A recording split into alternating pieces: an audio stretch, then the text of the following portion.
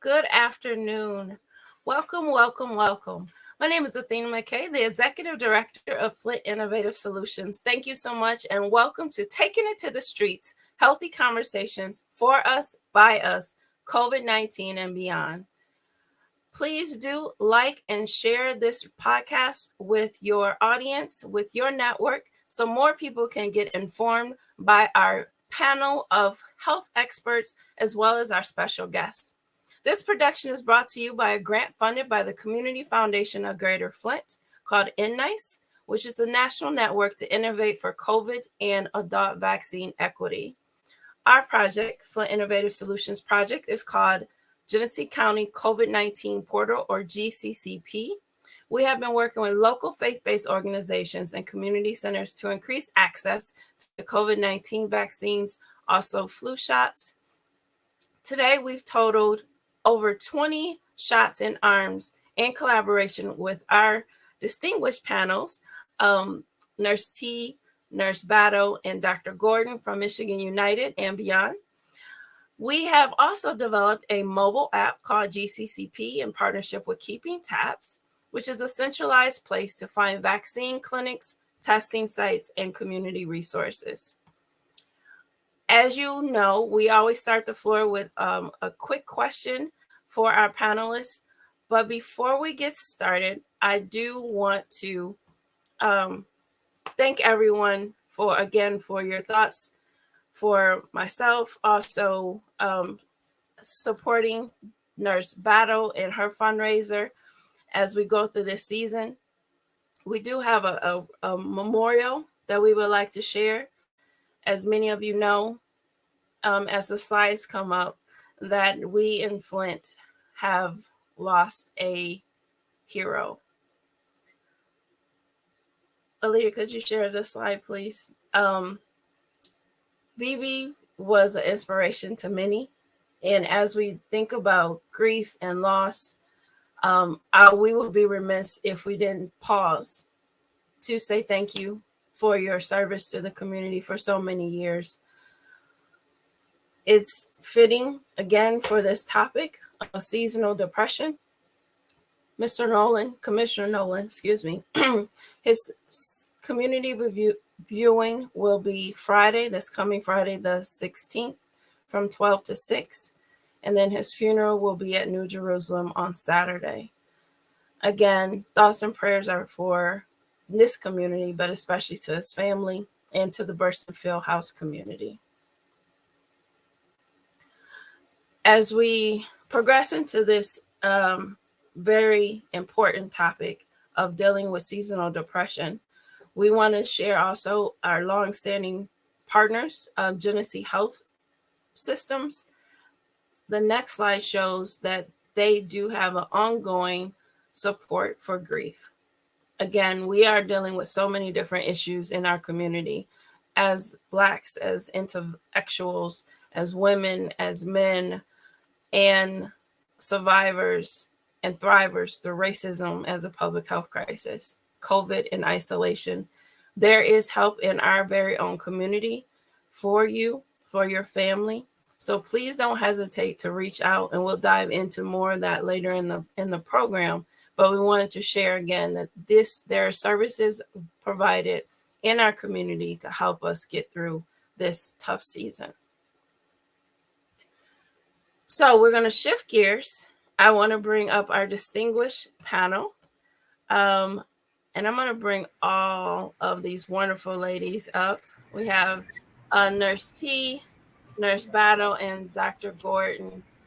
Ladies, and whoever would like to go first, just say welcome to our peeps out in the streets and share a tradition that you have used in the past during the holiday seasons, or something that you incorporate so that you have additional knowledge of how important health and wellness is.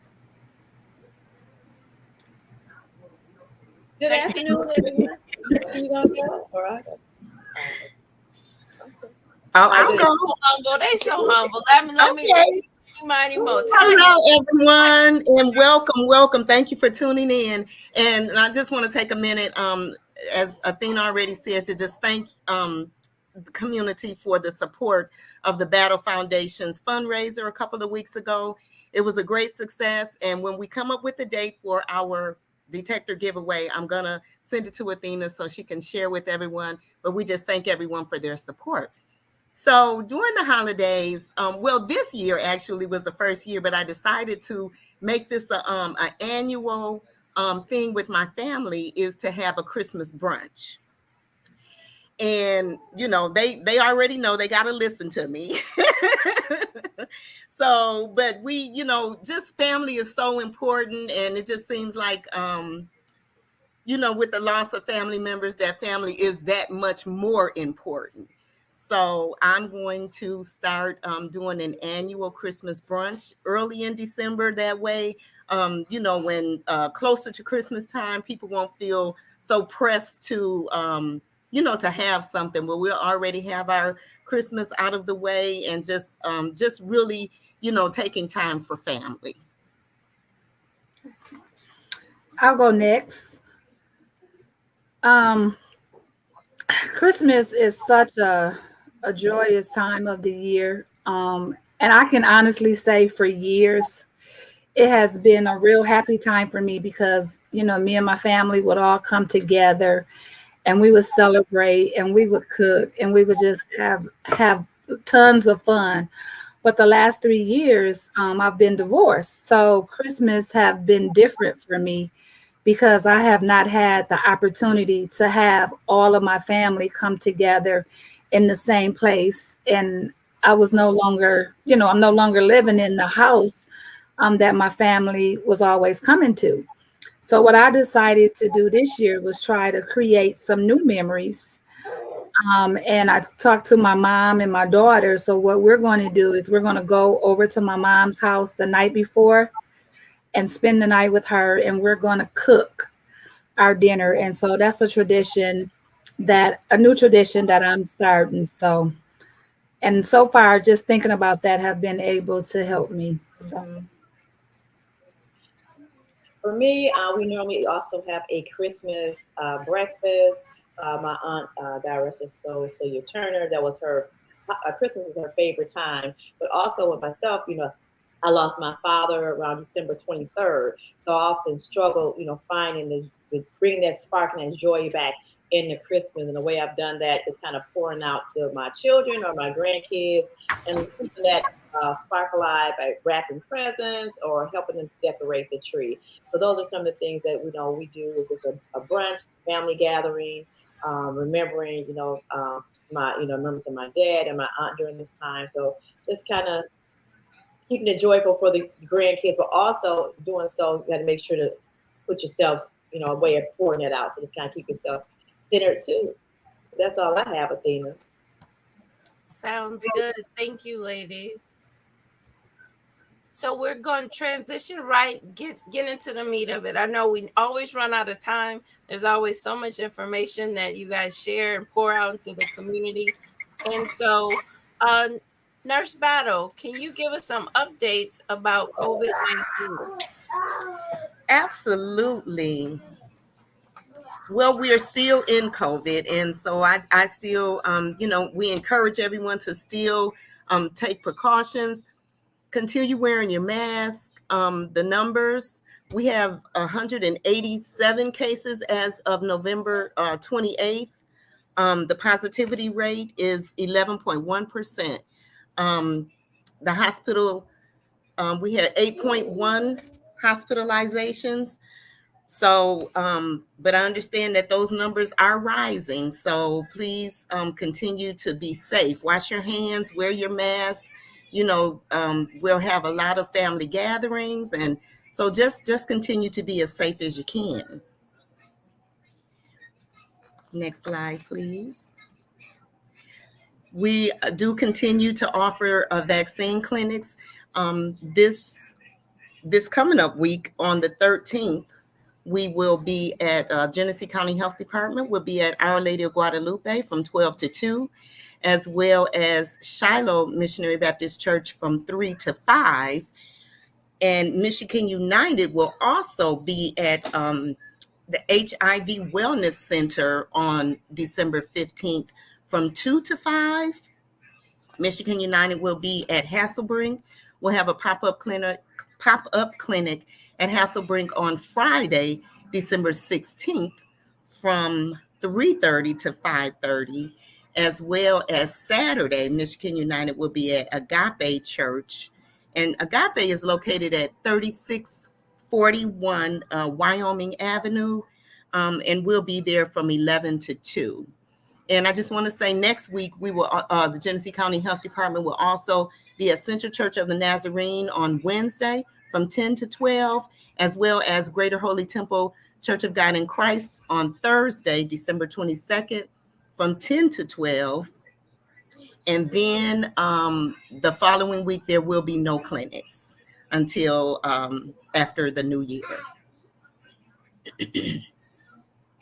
So please, be informed that the clinic, they are offering ages, well, I believe it's 6 months and up that are eligible to receive the vaccine clinic. To receive the vaccine. And I know Michigan United, we start at ages 12 years and up. But it is recommended that ages 5 through 11 get boosted. And the booster is available at all of the clinics. Next slide, please. Testing continues. Walgreens is a testing location. Hamilton Community Network is a testing location. North Point and the Burton Fire Department houses through Hamilton, as well as Rite Aid. Next slide, please. And of course, our at Word of Life on Tuesdays and Thursdays from 12 to 6 is a testing site. Bethel United Methodist, Tuesday and Wednesday from 10 to 4, and then Thursday from 1 to 7 at Bethel.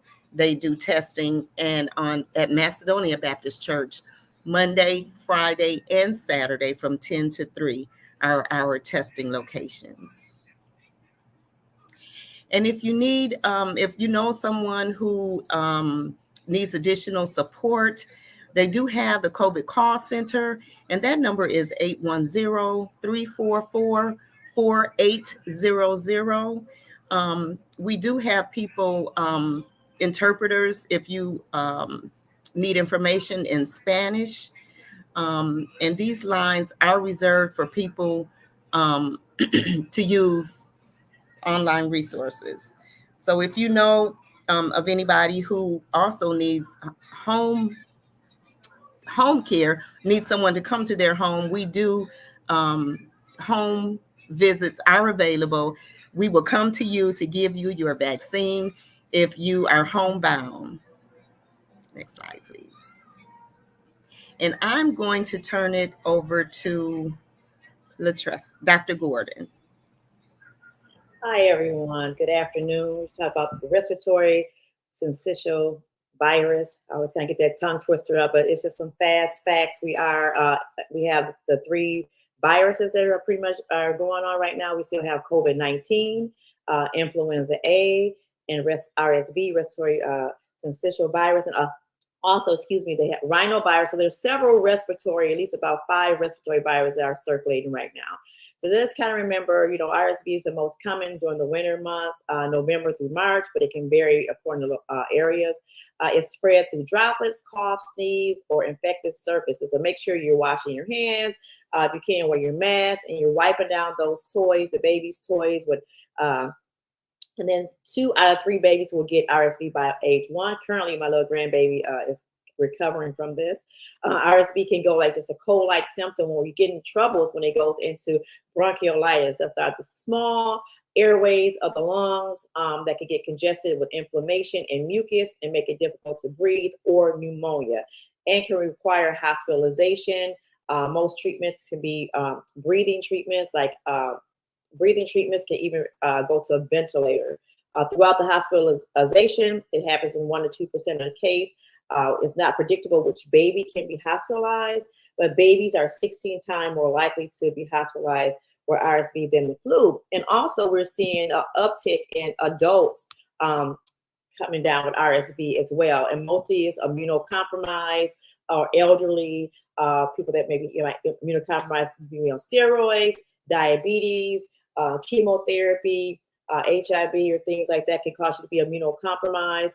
So make sure you seek out. And as we're talking about, another thing that's been an uptick is heart attacks. They've noticed, just a study is going around, after the second year of the pandemic, it's been observed, or predicted rates of heart attacks have increased, or deaths from heart attacks have increased by 29.9% in adults from 25 to 44. And then by 19.6% for adults 45 through 64, and 13.7% for adults age 65 and older. There's ongoing studies to see dealing with COVID, the increased inflammation process. So those studies are ongoing with long haulers, possible symptoms. So if you have any type of inkling of chest pain, shortness of breath, jaw pain, nausea, dizziness, or your blood pressure is out of control, please follow up with your 911, of course, for your chest pain, shortness of breath. Please follow up with your primary care provider for testing, even if you had COVID. And then next slide, please. Okay. And the next thing we're going to talk about is safety. We know that keeping your home safe, we're going to be having the snow, ice. So make sure you have your driveways sodded, shoveled, around your home. Remove the clutter. The biggest thing around homes, especially for elderly, is falls. You might have a rug that's not tacked down. Make sure, if you need help getting up and down the stairway, keep things in your kitchen on the same level, so you won't have to try to reach up in the cabinet to grab things. Make sure, fix loose stepping or electrical work. Make sure your electrical work is working. We always talk about smoke detectors. Make sure you have your batteries in your smoke detectors. Tanya just called me out the other day. I was on the phone with her. She's like, "Hey, I got something for you." I said, "What?" She said, "I got you a new smoke detector because I heard a cheap chirping in the background." So that's called that love right there, So she's making me accountable as we talk to you. So make sure paper, shoes, books, everything is clutter free in your cabinet. Make sure, and also when you're prepping your food, make sure it's prepped to the right temperature. Refrigerate as necessary, because I'm not gonna call names, but I know someone in my family, they'll cook something and they'll like, "Oh, it's good as long as it's cooked. It can sit out 2 or 3 days," and you can't get sick like that from food poisoning. So that's just kind of some little tips, just to keep safe around your house, clutter free. Make sure there's when you look around, walk upright. If you have a walker, make sure that it's that it's properly fitted for you, where you're not hunched over and can tip over. So those are just some of the little tips that we have. But just continue to wash your hands, hand sanitize, the social distancing, because right now, LA, they are having an increase in COVID numbers, people being tested positive. Again, the positivity rate is going up. So usually as that downward, it always kind of trickles down to us. So just be mindful when you're going out for the holiday season. People are having different respiratory viruses. You can still wear your mask, social distancing, and hand sanitizing. And then just keep up on your immunization, follow with your primary care doctor. And I will turn it over to Nurse T. Hi, thank you for all the information, Dr. Gordon. She did hit on a few things that I was going to hit on as well. But one thing about it is prioritizing your safety and your safety of your family. So I just want to share some simple points so that you can have a healthy holiday season. Bundle up, stay warm. I know a lot of times we be rushing. We think that we don't need a coat. We think that we don't need hats, scarves, and gloves. But, just make sure that you bundle up and that you're dressed appropriately for the weather. I know a lot of times some of us may have underlying medical conditions like diabetes. And sometimes because of neuropathy, you might not be able to determine the level of cold. So making sure that we stay warm so that we can prevent things like frostbite, as well as making sure, once the snow comes or it's wet outside, making sure that we wear boots that protect our feet. It's very important that we dress appropriately for the weather. Another thing is manage stress. Give yourself a break. If you feel overwhelmed, stressed out, tired, or just about anything, it's okay to musa. It's okay to take 5 and rest. And also, if you feel that you need to go talk to somebody, please do not be ashamed. Please make sure that you do so. There's a lot of support available. A lot of times we get stressed out and we say we okay, but just know that it's okay to not be okay for a little while and then get back on track. Another thing with the holidays is we tend to, that eggnog, and sometimes that eggnog is spiked. So don't drink and drive. A lot of times now people are having drivers. I've been seeing that. And it's not that they're hiring anybody. It's just that if they know that they are going out to be social and they want to have a great time, what they're doing is asking their friends and their families and their loved ones just to be a driver for them, making sure, that you don't drink and drive. I would encourage not to drink, but we all know that every now and again we like to be social and we like to have a drink or two. Be smoke free if you can. And, if you're not, just try to work towards reducing smoking if you can.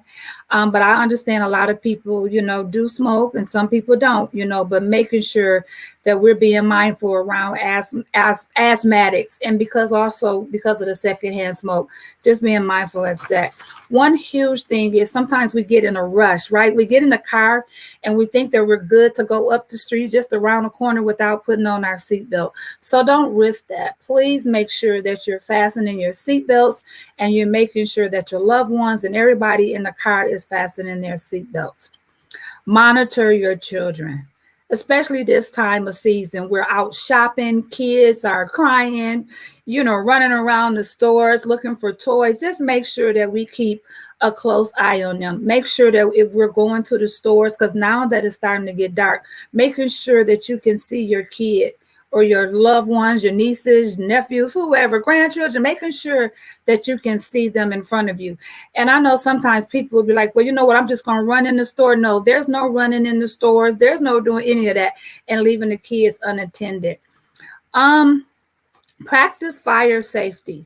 I know making sure as far as that we're, far as the winter fires in the winter months. Fires are at an all-time high. I know I serve on the Committee for American Red Cross, and we was thinking about the donation of blood, but they were sharing how Flint has a huge amount of fires. And I know sometimes it can be from as simple as, you lighten up the house. You want the house to smell good with those holiday candles. But guess what? We forget to turn the candle off. I've done it myself. I've been guilty. I remember a couple of days ago, I was on my way to the store and I had to have my friend turn around because I forgot to turn my candle off. So making sure that you're turning your candles off and you're practicing everything safe. Like Dr. Gordon said, making sure you have your smoke detector working and that carbon monoxide detector working and available. And prepare your food safely. I know she talked about the temperature and making sure the food is cooked, but also when you're cooking, and sometimes if your food land on the counter or whatever, just making sure that you're sanitizing in between so that you can avoid cross-contamination. And it's the thing that everybody talks about all the time, which is something that I'm really going to try to work hard for, which is something that we really need to try to commit to during this season, not just for a New Year's resolution, but for a new lifestyle.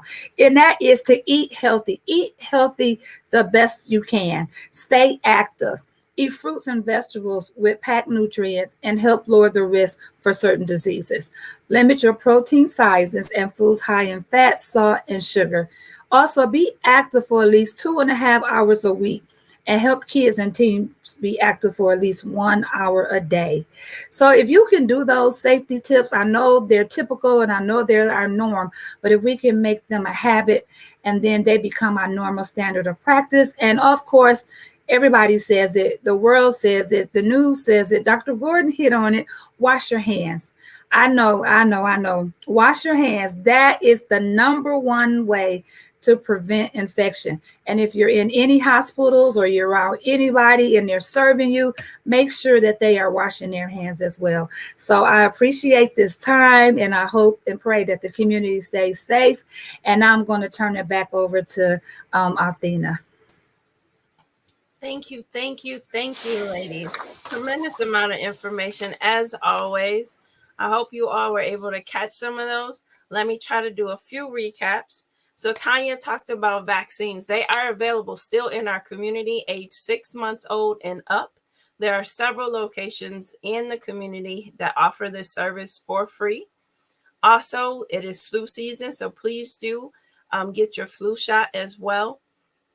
Again, there's at least two locations. You can use our mobile app, GCCP, which has a list of those vaccine clinics and testing sites, which is directly linked to our number one source, which is the Genesee County Health Department. And we had tons of information. RSV, not the P, just the RSV is serious, folks. It's not just for babies either. I know babies are more grossly impacted by it, but it also affects us as adults. So please, as Dr. Gordon says, if you see signs and symptoms, take them very seriously and see your medical professional to get treated. Nurse T had a whole grocery list. We have to be safe. We have to take care of ourselves. We have to take care of our family and our households. Stay warm. You do not have anybody who knows me knows I have a pair of gloves in each one of my coats. And so staying warm is important. Wear the right protective shoes. And we're so thankful. Many of us do have multiple coats, multiple pair of shoes. Have a warm place to stay. If you do not, so thinking about the dynamics is so critical for us to take time to protect ourselves. And when possible, we'll talk about a fundraiser that's going on right now as well, but also lend to those who may be less fortunate. Manage your stress. We're definitely going to dive in that with our special guest. And I'm just going to let y'all know the flyer has changed. Our special guest was not able to make it. We're keeping her and her family in prayer. She had a family emergency, but we dug deep into our box of goodies and found an expert to come back onto our podcast to share ways and to talk about stress management. If you do drink, don't drink and drive. Smoking, and I want to make sure they get it, Nurse T, because you gave us some nuggets. Wear your seatbelts. I cringed just a little bit because my dad lived right up the street. I'm like, it's just up the street. I don't need my seatbelt. So that was for me. I've been for some of y'all too, but that definitely was for me. Monitor your children, fire safety. I know Nurse Battle could get on here and talk to us some more about that. Preparing your food safely, and also eating healthy. And wash your hands. Hand sanitizer or not, get some soap and water. Be conscious and cleanse and take care of yourselves and your family. As a techie, I do want to share some things to keep yourself healthy on a tech side. So we have, in partnership with I'm using multiple screens here. There we go. The state of Michigan, they actually have 20 days of schemes. You know, a lot of us are doing online shopping. And so they will be posting these on our Facebook, but please be conscious while you're on social media, Instagram, Facebook, Twitter, while you're doing some shopping. If you have a complaint, please do report it here at this website. But there are literally Black Friday deals that are fraudulent, Cyber Monday deals that are fraudulent, even Giving Tuesday when our hearts are full and wanting to give to charitable organizations. Please make sure that those organizations is replicable. I messed that one up. National Package Protection Day. And that list goes on and on and on. Credit cards, drop shipping, scanner, laws, using your debit cards or credit cards. There's more and more information, even animal rights days. What folks do, unfortunately, while we are in a time of giving, some people try to take advantage of that and use it for their own personal gain. So please be conscious when you are online to protect yourselves, protect your credit cards when you're out and about shopping, using your PIN number and such, So from the tech side, from Flint Innovative Solutions, we also wanted to add that note of how to protect your finances and your identity while you are out and about. So to no further ado, we're at the top of the hour. We're going to show a quick video as we bring up Dr. Don Vereen. Let me bring him up anyway, just so that y'all remember. Our expert. Thank you so much, Don, for being able to come on short notice and lend your expertise about seasonal depression. I have a quick video, and then I'm going to turn the floor over to you, sir. Okay. Thank you.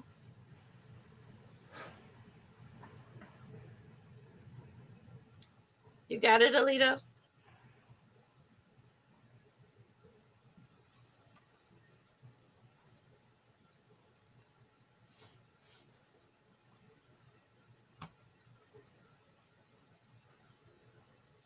Well, we'll come back to the video. Don, while I got you here, thank you again so much for answering my call on a Sunday afternoon and not saying I ain't trying to deal with that woman till Monday, and lending your expertise to share with us about some thoughts on how we can cope with seasonal depression. Give us some words, some information, and then empower us, please, sir. Okay. Can you hear me okay? Yes, loud and clear. Okay, because I had to switch computers. Something was going on, so I did it without your help. I figured it out. That's a good thing. Anyway, great to be here. And I literally am going to try to take only about 5 minutes to go through some basic things about seasonal depression. But I'm also really going to talk about seasonal affective disorders, a slightly bigger category to help solidify some of the points that I want you all to take home with you or to keep with you from this session. The first is that seasonal depression is a specific type of depression. As the name implies, it's related to the seasons. And we all know about the concept of the winter blues, that during the winter time when it's dark, we get slow, we get low. And then when the sun comes back out and the weather starts getting warmer, we kind of come out of that trough. We come out of that funk, if you will. So related to the seasons also means that this is cyclical. That means that you'll get the symptoms, you'll have the disorder, and then the symptoms will decrease over time and may go away completely. And then you're okay until the season starts over again, the cycle starts over again.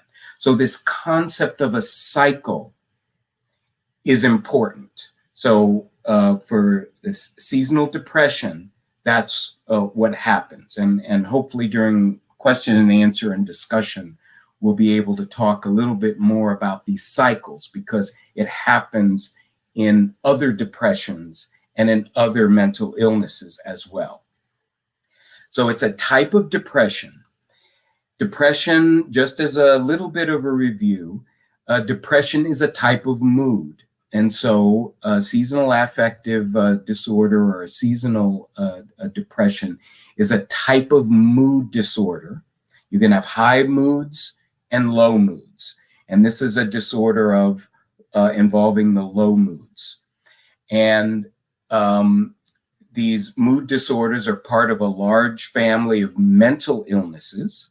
And we're not going to talk about all of those, but it's important to know that there are other mental illnesses that affect, that are a result of problems in other parts of the brain.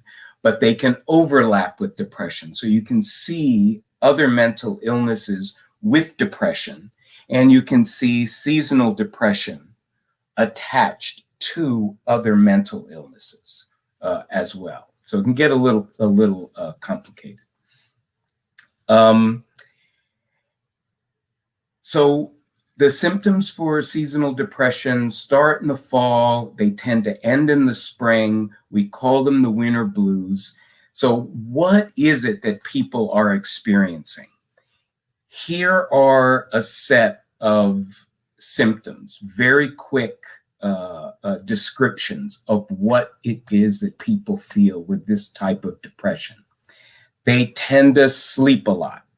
As the winter gets deeper, people tend to sleep more. They'll feel very sad. They'll feel very down. They may feel listless, maybe even anxious.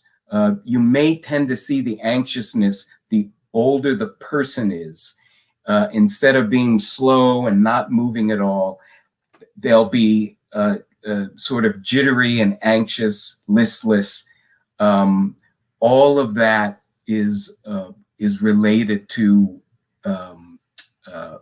this sad feeling.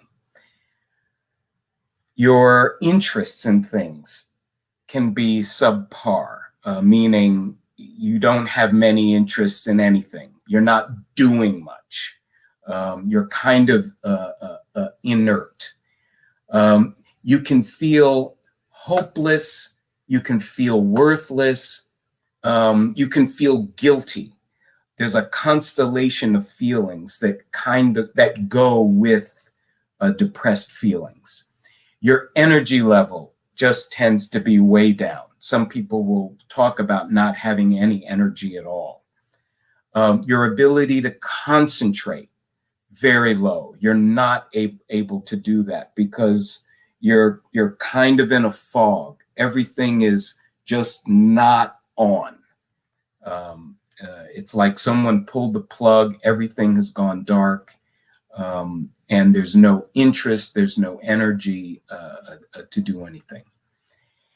In terms of your appetite, in particular, your eating appetite, you tend to be not necessarily hungry, but you'll eat lots of carbohydrates.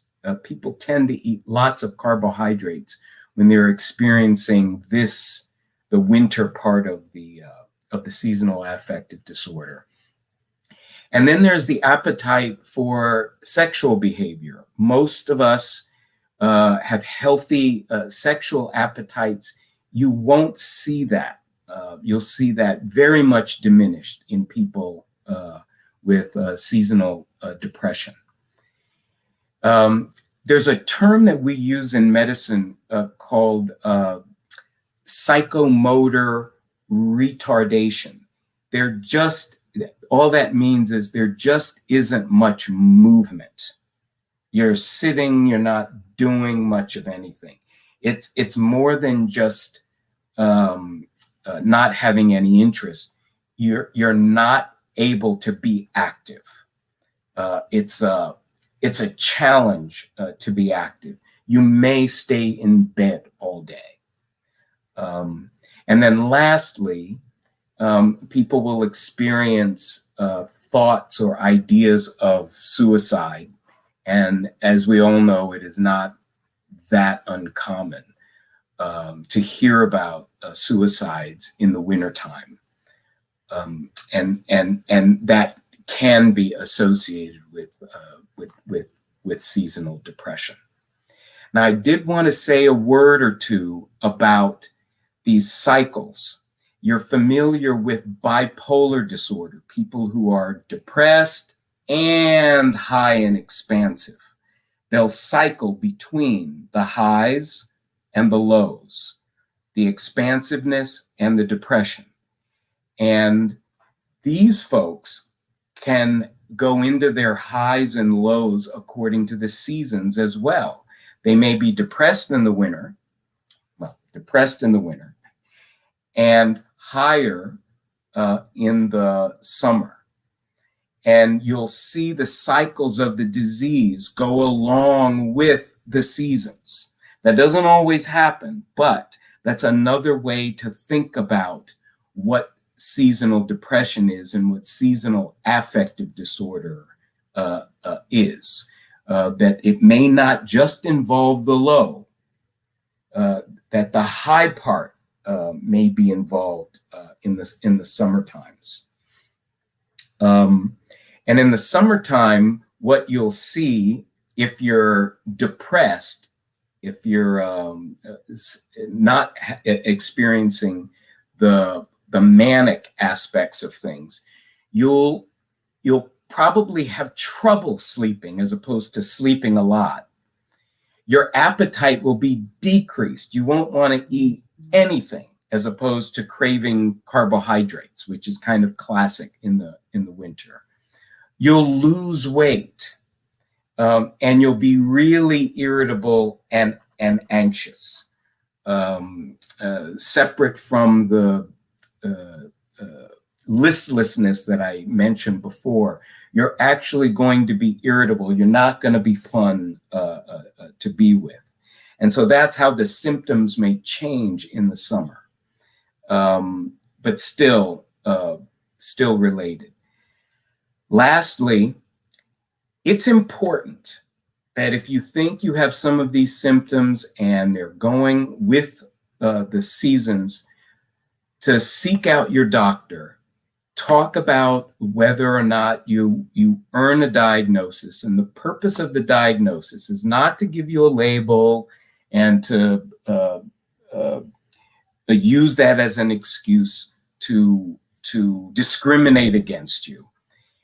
That label is really important because it tells us what treatment, what intervention to put in place to help you feel better so that you can be a better a partner, be a better family member, be a better coworker, not suffer as much from these symptoms. And there are medications that can help with the depression. And the important thing about the medications, if I could say this, is they're a reminder that when we experience a psychiatric illness, there is a biological set of things that's going on in the background.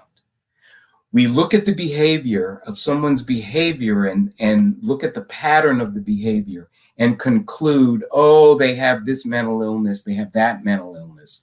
We forget that there's a biological basis for what's going on. We haven't mapped out exactly what's going on in the brain and the rest of the body. But the fact that medications can help prevent seasonal depression, often we would give medication to folks prior to their symptoms starting in the fall to prevent, to prophylact against the depression, and then taper the medications off as the weather gets better and we think that the symptoms are not likely to be in place. There is also a light therapy, light coming into the eye, having an effect on the brain and the pineal gland and the melatonin system, is just a reversal of what's happening in the winter where there's less sunlight. There's actually a biological reaction when you go outside and you see light, you see the sun, you feel it, you see it in your eyes and it impinges on your brain. You actually feel it on your skin. Vitamin D is converted to its active form when you're outside in the sun. And that contributes to fighting against the depression. And then there are some people who find it helpful either with the light, with the medication, or alone. They like seeing a therapist, and they go to see a therapist. They talk about the things that are making them sad, often things like missing a loved one, who won't be at the dinner table at Christmas or at Thanksgiving. it makes many of us sad, but not so sad that it's difficult to function. And talking with someone can be very helpful. And let me just underscore, when you're talking with someone, really important hormones and other chemical reactions are happening in your body. You know how you feel when you're with your best friend or with your mother. All of that is because of a biology. It's the biology of fellowship, the biology of friendship, the biology of being with family. And I'll be the first to say, not all family we like being with, but the family that we do like being with, there is this background chemical reaction. So that's why psychotherapy, light, and medications are the three main categories to try to reverse what is happening in seasonal depression. So I'm going to end there. And that was a mouthful. Thank you so much. Yeah, it was a mouthful. I was some diligent notes. And you never cease to amaze me of how much knowledge you have, detailed knowledge on how to help us get through life and the signs and symptoms that we need to be aware of. I'm going to bring our other panelists in as well. Yeah. So Don, the three things that I heard is because I was going to, when you answered before I could ask, there's a little bit of feedback. You may want to mute if you're not speaking. So I was going to ask you, Don, if there was natural remedies. I know a lot of folks don't like taking Western medicine, but you did mention light therapy and then also speaking with a therapist. Yes. The light therapy came from the idea that we're missing light in the wintertime, and that seasonal affective disorder tends to be more common as you move north on the earth, mm-hmm. and as you move south on the earth. And so one of the things that we can do in the wintertime, when you talk about natural, is to go out and see and feel the sun. Now, I know it gets cold outside, but that's exercise. You go out for a 10-minute walk. Minutes is not quite enough time for light, especially when it's low in the sky, but that can help. I would say the light is it's about as natural as you can get in the sense that you don't have to inject it in your body. You're not taking a pill, lights everywhere, but it does have to be a bright enough light. It has to be captured by your retinas, and it has to stimulate your pineal glands enough to release the melatonin. And so that's why they call it light therapy, because it's got to be a pretty bright light. It's usually a big bank of fluorescent lights. It is important to diet appropriately, meaning eat well-balanced meals. If you're not eating, you're not going to have much energy, and you're just going to compound the low energy that you would have with the disease. If you're eating lots of carbs, well, what's the first thing that happens when you eat a lot of carbs? You want to just fall down and go to sleep. So eating the carbs slows you down. And so that a well-balanced diet, focus on the protein. And I would focus on fish protein and chicken and fowl protein, where there's less fat. and you have to work harder to digest that protein. And if you're going to eat carbs, eat very complex carbohydrates. That means not white bread, but multigrain breads. That means maybe you should try a whole wheat pasta or a quinoa pasta, as opposed to the semolina wheat pasta, which is it's pure starch. It's good starch, it's got a few vitamins in it, but the more complex the carbohydrates are, the more your body has to work to get the carbs. So you're burning up energy to get the few carbs that are left, and those more complete carbs have vitamins and minerals in them that your body has. Otherwise, you can cheat a little bit. It's okay to cheat and take a multivitamin every day. That will help make sure that you've got all the building blocks to help maintain your body while you're awake and while you're asleep. Thank you, sir. Ladies, do you want to add anything as we talk about Nurse T, I see you, and then Dr. Gordon? Yeah. One thing I want to add is I really want to encourage all people in the community, but I really want to encourage people that work 12 hours first shift, and to encourage them to go outside during their break and see some of the daylight. Because what happens, especially for nurses and healthcare providers, we work 12-hour shifts. So we go in at 7 in the morning and we come in at 7 and come home at 7 at night. So to go in, get up in the morning and go into work and it's dark, and then to come out when it's dark, we don't get to experience a lot of sunlight.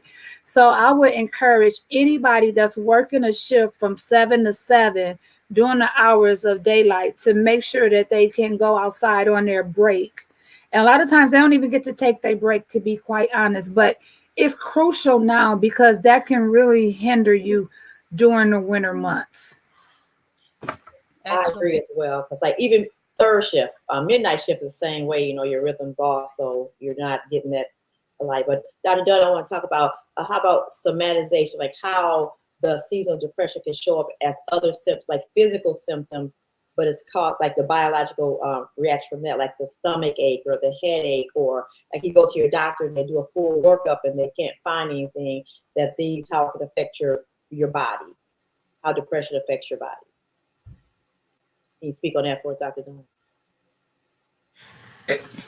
Yes, you can see a somatization with any depression or any, I'll say, anxiety disorder, because anxiety and depression, they are often together. I assume that they're there in some way. A person who looks calm but is depressed, all you have to do is ask them a few questions and they'll tell you they're tense about something, they're actually nervous about something, but you don't see it on the surface. My way answering your question is to make the following point. I'm going to repeat what I was saying before. In mental illnesses, there is a biological underpinning for every mental illness. And if there's a fewer hormones happening for depression, fewer things happening in the brain, the same thing is happening in the body. That the body is off balance as well. All we're focused on is what's happening with our mood and then the behaviors associated with that. We have to remember, and maybe this is a lesson, and your question points to it, that when you're ill, it affects your whole body. So when you have cancer, for example, I assume you're going to be depressed. There are psychiatric issues associated with cancer. I have ulcerative colitis. There are psychiatric issues associated with ulcerative colitis. But we don't think about that. So there are psychiatric issues associated with every disease. They go together. And there are physical things that can happen with every psychiatric diagnosis, in particular anxiety. When you're anxious, your blood pressure is up, your heart rate is up, and even though that's kind of stressful and your stomach should be shutting down, your stomach is actually making more acid. And if there's no food there, it's going to start to hurt. And so in some ways, that's not even somatization. That's just the anxious process of the depression. You know, that what we're seeing is the stomach's behavior. So yeah, I curl up in bed and I might eat some ice cream and some rice. But my stomach is also doing something. It's not curling up and going to bed. It's trying to stop the acid from being made. So they're the same. They're the same thing. Human beings are complicated and simple. If there's something bothering them, it's going to bother their whole body. And so let me say this. This is a bit of editorialization. We can talk about this in the future. Our culture, this Western European culture that we're in, forces us to only look at one thing at a time. So your question is coming from experience, your patients, you know what you see in your patients. It's not just the diagnosis, it's all these other things. And how do we think about all those other things? I tend to think that they're naturally together, that they're already together. We should expect them to be together. Now, when you use the term somatization, yeah, there are times when it's clear that if you take the mental illness away, the stomach aches, the muscle aches go away. That's true. But I think in this case, I want to make the point with seasonal depression that everything is going together. The whole body is off. You're gaining weight because you're eating the wrong things, because your biology is saying you're hungry for the carbs. That switches in the summer. So there's biology going on, and it shows up mentally, it shows up in our behavior, and it shows up in our bodies. So that's how I would answer or respond to your question. Or your point. Excellent question. Thank you, Don. That's a great segment into our announcements as we close out. There's actually a contest in the Flint community to add your recipes. Alita, if you could bring those slides up, to add your recipes to the Flint Eats app. You can win $100 by downloading the Flint Eats app and posting a holiday recipe. You'll need to share it with your peeps and have them vote on your recipe as the most favorite. And then you can enter into a contest to win up to $100. That contest ends in mid-January, and the app is available in the Play Store as well as the Google Store. So I just wanted to throw that in, shameless plug. Nurse T, Dr. G, and Nurse Battle, the whole conversation, and you can go back to the beginning of the announcements, please, Mel. So Don, you mentioned how important it is to have a well-balanced diet. These are some of the other announcements going on in our community. As we mentioned, that we are fortunate and we want to be a blessing to others in our community. Miss Cassania Emanuel has a sock drive that is taking place on Triumph Church campuses. You can drop off socks to those less fortunate, to the homeless, at both locations, the Flint location and the Burton location, up until next Tuesday. And that location and information is on our website. Next slide, please. And I'm going to fly through these. This coming Tuesday, the 13th, some of our community champions, Miss Ella Green Moulton, Elder Sarah Bailey, and Pastor Yvonne Lewis, will be disseminating information from a research study from the MySeal, the Michigan Communities Conquering COVID Forum. That'll be at the food bank this Tuesday at 6 o'clock. You do need to register, and those that are in person do receive a small stipend. Next slide, please. Also, there has been a lot of energy around the ARPA dollars, the American Rescue Plan Act. The city of Flint has began the dissemination process. They are looking for community members like you. You must be a Flint resident, and there's some other criteria, but the information for the application is found on the City of Flint's website. Please, please, please help guide the process of disseminating over $18 million to those organizations replicable in our community. I said it wrong again. Next slide, please. Thank you, Tanya, for laughing with me. We do have Kwanzaa coming up. As you can see, we have our holiday theme. Kwanzaa is a celebration in our community. Please connect with CBOP, the community-based organization partners. That starts the 26th through January 1st. That information, all of these slides again will be found on our website, our Facebook. Next slide, please. Again, our information about COVID-19 can be found in our mobile app, the Genesee County COVID-19 portal. And we are over time. Is there 2 more slides?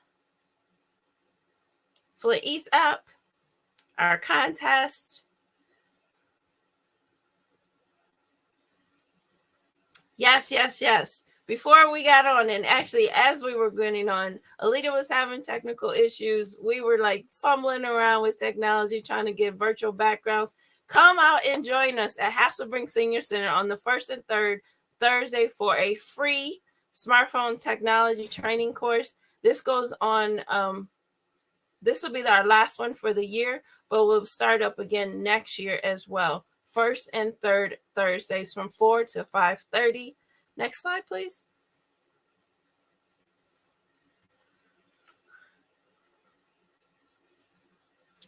And as we honored Commissioner Nolan, we also want to honor Miss Ella Green Moulton. This is huge. This is one of our own. Miss Ella Green Moulton has been elected as president-elect of the American Public Health Association. So she has 3 years where she will be at the seats, have a seat at the table, helping the nation shape our public health and policies. So if you see Miss Ella Green Moulton, please do congratulate her and keep her in your prayers on this tremendous honor and opportunity for our community. Next slide.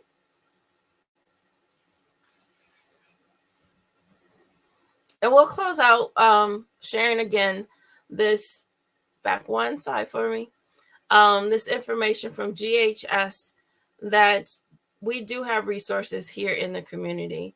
Dr. Don is in Ann Arbor now. He's also in Boston, Massachusetts with his wife. He's also all over the world. When I called him, I said, what part of the world are you in? So thank you, Don, for lending your time.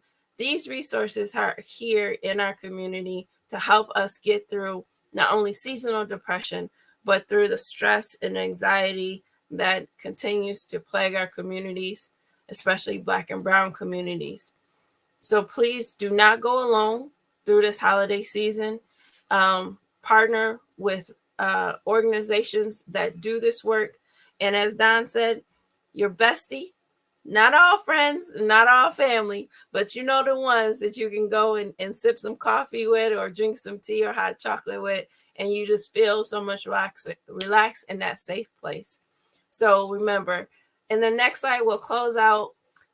We hope that you and your family have a very merry and blessed Christmas and a prosperous New Year. We hope to see you again next year. But please do reach out to Michigan United and our phenomenal nurses, Dr. Gordon, Nurse T, Nurse Battle, as you see them out on the streets, taking it to the streets. Of course, you know, I'm Flint Innovative Solutions is here for you. And we hope to see you back here again. Please like and share this so that others will be informed about the information that these experts, health experts, were able to bring. And take care. Thank you sorry for going over, but it's so much information and we wanted to make sure that we could share it with you. God bless and take care.